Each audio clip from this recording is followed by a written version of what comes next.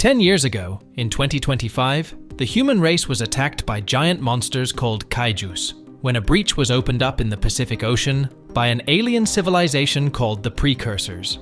Humanity is forced to build their own monsters in the form of giant machines called Jaegers to protect the human race from total annihilation. In the final battles, a human commander called Stacker Pentecost blew up his own Jaeger to buy time so that Mako and Raleigh could detonate the Jaeger's nuclear core and close the breach, finally stopping the war and saving the human race. Most of humanity eventually recovered from the invasions, but a few of the coastal cities are still struggling due to the pollution from the monster's blood. Unlike his father Stacker, who was a war hero, Jake Pentecost is a petty thief who makes a living by stealing and selling Jaeger parts on the black market in Santa Monica, California. Jake and his group track part of a disabled Jaeger's power core to a secret workshop. When the group finally makes it into the heart of the machine, they are surprised to find that its power core is missing, already stolen by someone else. Luckily, Jake is able to trace the signals and evade the police, eventually arriving inside an abandoned factory where he sees a miniature Jaeger that was built from scraps. Before he can finish admiring the machine, he is attacked by the Jaeger's builder, but quickly gains the upper hand as the attacker turns out to be a 15-year-old Jaeger enthusiast, Amara Namani. Jake is happy because he thinks he has found a gold mine, despite Amara protesting. The two are quickly interrupted by the approaching sirens, as the police have followed them to the warehouse. Amara immediately runs into her Jaeger, whom she named Scrapper, and turns on the giant machine, planning to escape. Jake also climbs into the robot and demands to be the pilot instead. Amara refuses to listen and breaks out from the building's walls, running away from the soldiers and thinking that she's escaped. However, her celebration is interrupted by a massive Jaeger called November Ajax, who demands that they power down and surrender immediately. Amara raises her hands and pretends to surrender, but fires multiple grenades onto the ground, releasing gas, which hides their location and gives them a chance to run. The miniature Jaeger transforms into a ball and rolls away from November, eventually jumping into a building as they try to hide from the giant machine. Realizing that they can't stay there forever, Jake proposes a risky plan as they grab onto the arm of November Ajax and climb onto its head, dropping one of their batteries and stunning the opponent using electricity. Amara takes the chance and tries to run away while the power of their Jaeger drops quickly, but soon gets knocked over by November Ajax, as the giant robot has recovered already. She tries to escape, but November decides to end this ridiculous chase and tasers them. They are taken into a holding cell, and Jake is offered to meet a high-ranking officer, who turns out to be Mako, his adopted sister. She's very disappointed in Jake for his behavior because he used to be a pilot for the Jaegers, but eventually quit and chose to be a criminal instead.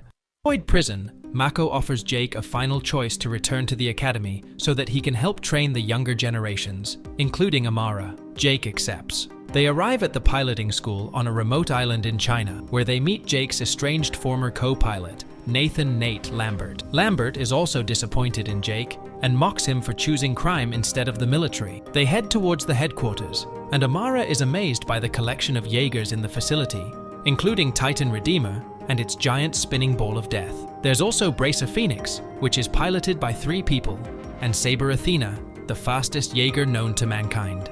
Finally, they are introduced to the machine that Lambert pilots, the Gypsy Avenger, which has a massive nuclear core. They arrive inside the facility for the cadets, and Amara meets new teammates that she'll be training with. She has a hard time being accepted due to her criminal background. To make matters worse, her training goes very poorly as she continuously gets defeated by the simulations. Her underwhelming performance makes her look even worse in front of her teammates, and Lambert questions why she was even chosen to be there. Later, the owner of Shao Industries, Liwen Shao, arrives at the base, alongside Mako and their leading scientist, Dr. Newton. They present the military leaders with their new inventions, which include automated Jaegers that can be deployed much faster than the ones with humans inside. This would also skip the tedious processes of training pilots, which can save the military a lot of time and resources. However, many are not happy with Liwen's proposal, as the automation of Jaegers would also render the pilots useless. Mako is also very skeptical about this new technology, as she believes that it's vulnerable to hackers, potentially causing more harm than good if it falls into the wrong hands. This is why she plans to vote against the company in the council summits, and she wants her brother to accompany her as a guard of honor inside Gypsy Avenger, making sure that no riots would take place. Very soon, they arrive at the council summit in Australia, and Gypsy Avenger is brought towards the people with Jake and Lambert inside as the pilots. The planes drop the giant machine right in front of the protesters, to keep balance because he's a bit rusty now from not piloting for a long time. Mako arrives as well inside a helicopter, but they soon begin to sense that something is wrong as all the birds are flying towards them, as if they are running away from something big. Suddenly, a large Jaeger called Obsidian Fury jumps out from the ocean and rushes towards land, completely disregarding the civilians below. Everyone runs for their lives. Obsidian shoots directly at the helicopter, barely missing the target as the missiles continue toward Gypsy Avenger, but Jake is able to dodge the attack, causing huge explosions in the buildings behind. The helipad on the skyscraper is knocked off and falls quickly toward the people below, but Gypsy is able to catch the massive concrete just in time, saving Lewin and all the civilians. Mako discovers something familiar about the enemy's power signature and tries to warn Jake on the radio, but Obsidian Fury jams the signals nearby, terminating all communication in the area. While Obsidian Fury is distracted, Gypsy Avenger throws the helipad towards its head and charges in to attack, but Obsidian quickly counters by knocking them backward into a building and landing an uppercut that sends them flying into the air. Obsidian Fury continues to pummel Gypsy, crashes it into the buildings, and knocks him away by using a powerful blast. Gypsy manages to recover from the attack and takes out a sword, but Obsidian is able to out-weapon him with 2 blades and slashes at him. Gypsy struggles to avoid the attacks, but gets completely dominated by Obsidian. Obsidian eventually misses one of the attacks and slashes downwards into a building, giving Gypsy the chance to strike using its elbow rocket that sends Obsidian flying backward. Obsidian quickly counters by using its missiles again, causing huge explosions in the buildings nearby and hitting the helicopter that Mako is in, sending her crashing toward the ground. Seeing that his sister is in trouble, Jake decides to use their most powerful weapon to attract several cars and launches them onto Obsidian Fury, using tremendous force that knocks him onto the ground. Gypsy then rushes towards the falling chopper, trying desperately to save his sister and all the soldiers on board. Moments before her death, Mako is able to send a message to the headquarters as she sees her brother jumping towards her, but eventually fails to catch the helicopter as it crashes down onto the ground and explodes. Jake shouts for Mako's name, running desperately towards the fire, and refuses to accept his sister's death. Obsidian Fury walks towards the fallen Gypsy, trying to finish the kill, but soon realizes that other Jaegers are closing in, so he chooses to run away and goes back to the ocean. Jake is greatly affected by his sister's death as he sees her picture in the Hall of Heroes, but he has no time to mourn as he gets called to the meeting regarding Mako's message. Moments before her death, Mako had transmitted the location of a defunct Jaeger production facility in Siberia. They were able to receive part of the transmission despite the signal jam, and Dr. Herman is able to reconstruct the information. Jake decides to head there right away, as he wishes nothing more than to avenge Mako's death and find out who's behind the attacks. Meanwhile, Shao Industries has been granted full permission to deploy their drones, especially after the battle between Obsidian and Gypsy that led to Mako's death. Lewin orders Newton to prepare all their Jaegers for deployment within 2 days. The doctor goes home after a long day of work and begins talking with his imaginary girlfriend, which turns out to be a kaiju's brain that he calls Alice. Newton proceeds to join his mind with the alien creature, implying that has been doing this for quite some time. Gypsy Avenger arrives at the decommissioned Jaeger facility in Siberia and begins finding strange readings on its radar. Suddenly, numerous missiles are launched towards them, landing hits on the Jaeger and destroying the facility. It turns out that Obsidian Fury has followed them here as well, and Gypsy immediately charges towards the enemy, tackling the giant robot to the ground and punching it continuously as they fall into a massive cliff. The 2 Jaegers land on the ground, but Obsidian Fury is able to recover quickly and fires a powerful laser beam from its chest, forcing Gypsy into a defense and destroying everything nearby. Sensing defeat, Jake decides to evade the attack by breaking the ice underneath, allowing Gypsy to escape. Obsidian walks towards the giant hole to see where Gypsy went, and a missile flies out from underneath and knocks Obsidian into the water as well. Gypsy takes the chance and charges, tackling Obsidian towards the surface and finally gains the upper hand. Gypsy uses the plasma cannon and fires, knocking Obsidian backward. Obsidian tumbles but recovers once again. The two run towards each other, welding their swords, and Gypsy manages to evade the attack and slashes Obsidian across the chest. Seeing that Obsidian is hurt, Gypsy goes for the kill by hitting Obsidian multiple times, eventually managing to overpower him. He punches a hole in Obsidian's chest, taking out its power core and finally ending the fight. Gypsy walks towards Obsidian and rips open its control hub, only to find that there's no one inside except for something that resembles a brain. They take the remains back to the headquarters, and Dr. Herman is able to confirm that the organic specimens are very similar to Kaiju's brains. The only difference is that these materials have no signs of radiation from the other universe, suggesting that they are engineered by humans. They also find that the inner structure of the Jaeger is very similar to Shao Industries' technology. Herman plans to seek out Newton for answers, because Newton has records of the company's production, while Jake decides to warn their superiors about their new findings. Also, many of Lewin's drones are being brought to the base so they can defend the facility against further attacks. However, the machines quickly begin to malfunction as organic materials burst out from their heads, transforming them into kaiju hybrids that destroy everything in sight. They make it to the base and cause tremendous damage, destroying the Jaegers with no pilots inside. Herman has finally found Newton and desperately tells him about the killer drones from their company. Herman thinks that Lewin has planned this from the very beginning. He asks Newton to help him shut down the robots.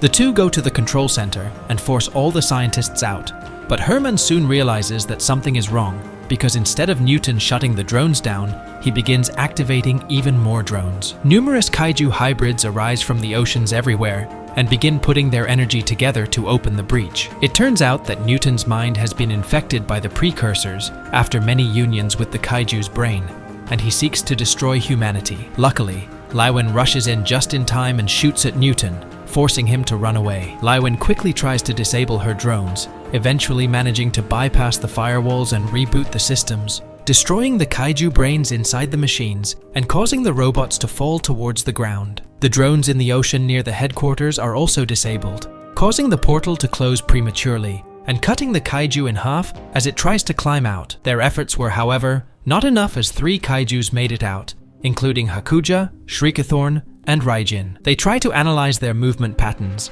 and find out that they are all moving towards Mount Fuji. Herman speculates that the aliens are trying to use the kaiju's blood, which reacts violently with elements in the planet's core, allowing them to activate the ring of fire around the Pacific Ocean, essentially terraforming Earth and destroying all life in the process. They quickly gather up all the human resources, and by working together with Lewin and Shao Industries, repair the Jaegers and prepare them for battle. The cadets are put into the giant machines, where rockets are welded to the Jaegers' backs. The Jaegers are eventually able to take off, launching into the sky and heading towards the enemy. Meanwhile, the monsters have arrived in Tokyo and are wreaking havoc. They regroup and head towards the mountain, but the Jaegers quickly arrive to intercept them. After receiving the orders from Herman that the people have all evacuated, the team charges at the monsters all together.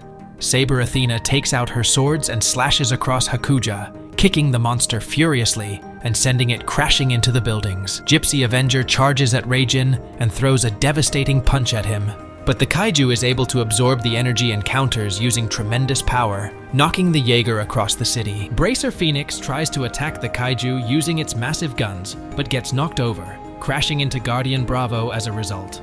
With no other choice, Gypsy Avenger decides to use its gravity gun and begins toppling the building towards Raijin, landing numerous hits at it, but the kaiju refuses to go down. Hakuja tries to ambush the Jaeger, but Athena manages to kick it across the face and keeps the enemy away from its teammate. While everyone is busy fighting, Strikethron tries to ambush Athena, knocking the robot's weapons away and charging furiously forward, pinning the Jaeger on a building. Bracer Phoenix sees this and fires numerous rounds at the ambusher, pushing the kaiju back away from the humans. Guardian Bravo rushes in to help as well, unleashing its massive whip and striking Hakuja continuously, knocking the monster away from Athena as it crashes into the buildings. Hakuja appears to retreat underground away from the fight, but the monster re-emerges quickly behind Bracer Phoenix, trying to ambush him once again. Luckily, the cadets saw him coming and the robot begins shooting at the kaiju using its cannons, pushing Hakuja back as it screams in pain. The Jaegers eventually gain the upper hand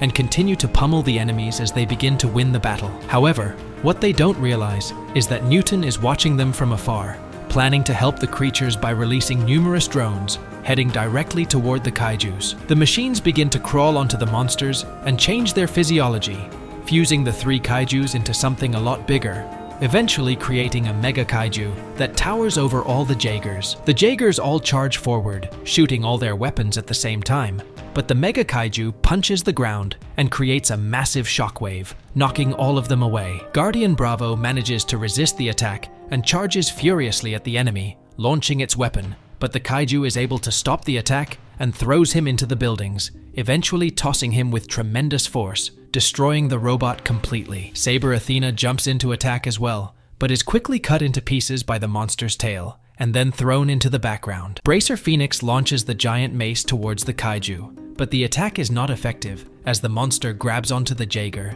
and begins ripping him apart. Luckily, the cadets are able to eject in time by using the escape pods, and Amara is able to survive alongside her teammates. The mega kaiju continues towards the mountain, but Gypsy jumps out from the buildings and slashes him, knocking him towards the ground. Gypsy tries to hold off the kaiju by using the plasma cannon, but the monster attacks the Jaeger's head using its tail, wounding Lambert in the process, while the robot gets knocked away into the buildings. Newton mocks the human's failure at defeating his creature, which captures the kaiju's attention, but surprisingly, the monster ignores him as it continues toward Mount Fuji.